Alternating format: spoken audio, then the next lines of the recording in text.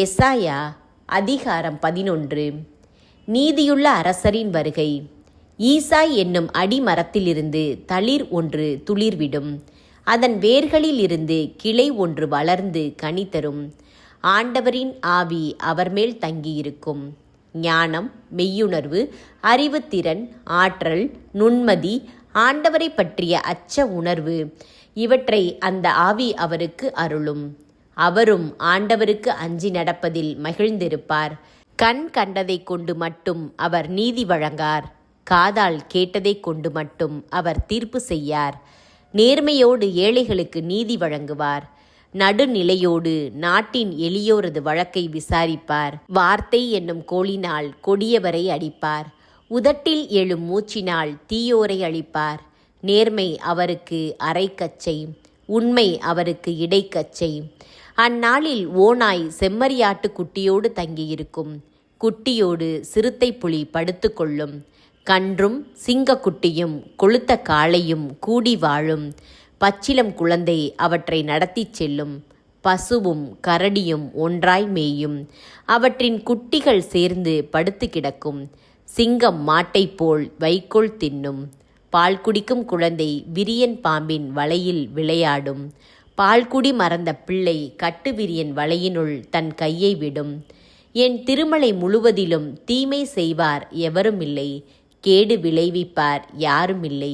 ஏனெனில் கடல் தண்ணீரால் நிறைந்திருக்கிறது போல மண்ணுலகம் ஆண்டவராம் என்னை பற்றிய அறிவால் நிறைந்திருக்கும். நாடு கடத்தப்பட்டோர் திரும்பி வரல். அந்நாளில் மக்களினங்களுக்கு சின்னமாய் விளங்கும் ஈசாயின் வேரை பிற இனத்தார் தேடி வருவார்கள். அவர் இளைப்பாறும் இடம் மாட்சி நிறைந்ததாயிருக்கும். அந்நாளில் என் தலைவர் மீண்டும் தம் கையை நீட்டி அசீரியா, எகிப்து, பத்ரோசு, பாரசீகம், எத்தியோப்பியா, ஏலாம், சினார், ஆமாத்து முதலிய நாடுகளிலும் கடல் தீவுகளிலும் வாழும் தம் மக்களுள் எஞ்சியிருப்போரை தம் நாட்டிற்கு திரும்ப கொணர்வார். பிற இனத்தாருக்கென ஒரு கொடியை ஏற்றி வைப்பார். இஸ்ரேலில் நாடு கடத்தப்பட்டோரை ஒன்று திரட்டுவார். யூதாவில் சிதறுண்டு போனவர்களை உலகின் நாற்புறத்திலிருந்தும் கூட்டி சேர்ப்பார். எப்ராயிமரின் பொறாமை அவர்களை விட்டு நீங்கும்.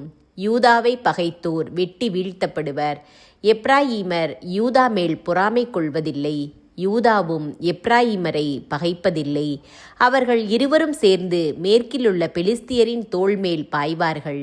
கீழ்த்திசை நாட்டினரை கொள்ளையடிப்பார்கள்.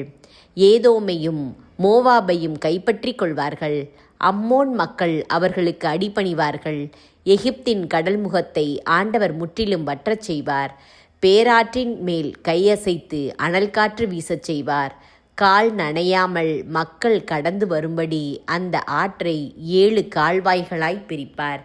இஸ்ரேல் எகிப்து நாட்டிலிருந்து வந்த நாளில் பெருவழி தோன்றியது போல ஆண்டவரின் மக்களுள் எஞ்சியிருப்போர் வருவதற்கு அசீரியாவிலிருந்து பெருவழி ஒன்று தோன்றும்.